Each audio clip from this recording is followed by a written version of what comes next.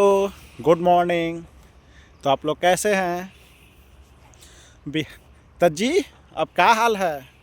10,000 रुपया के मरम बूझ रहे हैं ना?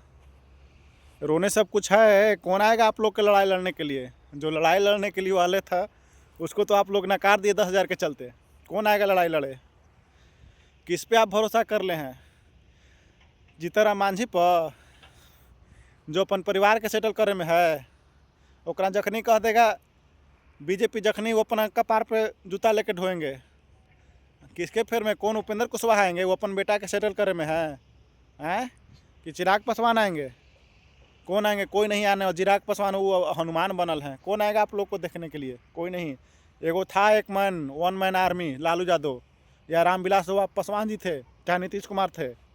लेकिन नीतीश कुमार अभी हैं, वो भी किसी के चंगुल में फंस गए हैं, वो कुछ बोल नहीं पा रहे हैं। तो इसलिए आप लोग को सही हो रहा है, जितना भी जो भी है सही हो रहा है। चुनाव से पहले फलना सिंह ऐसे है, चिल्ला सिंह वैसे है, लालू यादव के राज में जंगल राज था। जंगल राज का है था, तुम लोग के चलते था जंगल राज। तुम ही लोग को ऊंच नीच के मिटाने के लिए जो ऊंचे वर्ग के लोग थे वही जंगल राज के नाम दिए थे, और उन लोग के साथ भी तुम लोग साथ देने लगा। उनको क्या जरूरी था तुम लोग की लड़ाई लड़ने के लिए और जंगल राज के थी टैग लगवाने के लिए? क्यों? वो नहीं चाहते थे? कहा बीजेपी में जाके मिल जाए, आराम से रहेंगे, कोई दिक्कत नहीं था उनको। लेकिन तुम लोग के चलते लड़ाई लड़े और तुम ही लोग उनको क्या कर दिया। ठीक हो रहा है, जो भी हो रहा है सही हो रहा है। सम्राट चौधरी आएंगे, लड़ाई लड़े तो नहीं के कोई बुझे? जो गरीबी देखता है उसको ना पता लगता है कि गरीबी क्या होता है, कैसे उठाता है। उनको पिताजी थे नेता मंत्री, उनके बाद कभी गरीबी देखबे नहीं किए हैं सम्राट चौधरी। तो कहाँ से कौन आएगा? लालू यादव चाहे रामविलास पासवान जी थे, ये सब गरीबी देखे थे, जमीनी नेता थे, वो सब देखे थे कहाँ से उठ के आए थे, वो सब समझते थे। लेकिन आजकल के जो नेता है कोई समझने वाला नहीं है।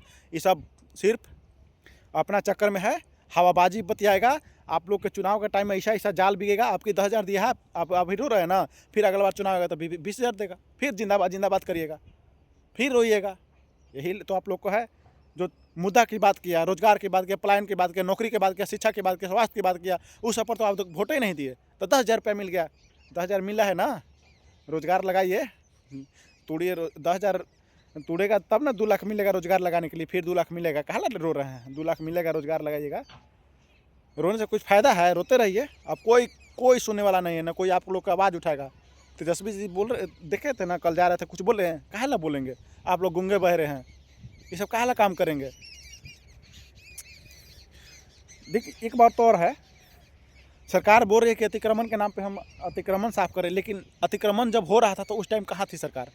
जब जान रहे कि अच्छा मेरा एक मैं उदाहरण दे रहा हूँ, मेरा ज़मीन है, उस पर मैं आँख के सामने देख रहा हूँ कि मेरा ज़मीन में बहुत सब कुछ, मैंने कोई घर बना के रह रहा था, कुछ घर बनाने वाला है, तो उसको उस टाइम बोलेंगे ना कि हम मेरा ज़मीन तो नहीं बनाएगा। और जब वो बना के रहने लगा, 10-20 साल हो गया उसको, वो कैसे हटेगा? फिर नहीं हट सकता है। उसका सब उसी ज़मीन से जुड़ा हुआ है, उसी घर से जुड़ा हुआ है। ढेर लोग के आप घर तोड़ रहे हैं, तो उनके घर में शादी था, एक पैक को कहाँ से क्या करेंगे? उनका शादी कट जाएगा। एक माँ रो रही थी, एक बेटी रो रही थी कि माँ कह रही थी मेरी बेटी की शादी, अब बेटी कह रही थी कि मेरा शादी था 1-2 महीना में, अब कैसे शादी होगा? जो शादी करने वाले वो भी हट जाएंगे अब। तो ये सब कुछ नहीं है, आप लोग का सही हो रहा है। जैसा करिएगा, जैसा बीज बोइएगा वैसा फसल काटिएगा। आप लोग सही कर रहे हैं, आप सही हो रहा है। तो आराम से रहिए, मस्ती से रहिए, क्या दिक्कत है? यादव की दिक्कत है? कोई दिक्कत नहीं। लालू यादव थे, कोई के नाम नहीं लेते थे, कोई जाति के नहीं, हर एक जाति को एक मिल में रखना चाहते थे, लेकिन आप लोग उनको ठेंगा दिखा दिए। चलिए कोई बात नहीं है, जैसा किए हैं वैसा ठीक है। आराम से रहिए और मज़ा मारिए और रोते रहिए, गाते रहिए, कोई फ़ायदा नहीं है। आपके लड़ाई लड़ने के लिए कोई नहीं आएगा। एक लालू यादव थे, उनको भी आप लोग ने लड़ाई लड़ने के लिए काबिल नहीं छोड़ा है। तो आप आराम से रहिए।